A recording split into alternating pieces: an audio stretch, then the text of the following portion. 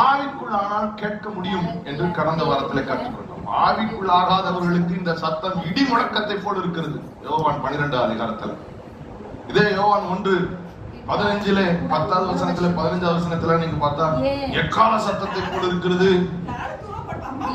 அப்புறம் அந்த தண்ணீர் இறைச்சலை போல் இருக்கிறது. இப்படி எல்லாம் சொல்லுகிறார். யாருக்கு அது துல்லியமாக கேட்கிறது?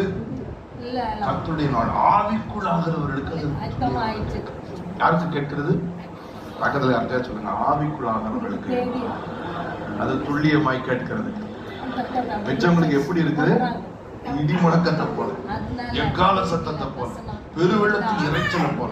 ஆனா ஆவிக்குள்ளானவர்களுக்கு துல்லியமாய் வலதுபுறம் இடதுபுறம் சாயும் பொழுது வழி இதுவே, இதிலே நடவுங்கள் என்று சொல்லி சொல்லி ஒவ்வொரு அடியையும் கர்த்தர் நடத்துகிறார். கைகளை தட்டி தேவனை மகிமைப்படுத்துகிறார். தொடர்ந்து அந்த சத்தத்தை குறித்து நான் சில வார்த்தைகளை சொல்லி ஜெபிக்க விரும்புகிறேன். அந்த சத்தம் ஆபிரகாமுடைய வாழ்க்கையில இவ்வளவு பெரிய நிலையில அவன் ஆசீர்வதிக்கப்பட்டதற்கு காரணம் அவனுடைய பின்னணி கிடையாது. He is not from a very big family.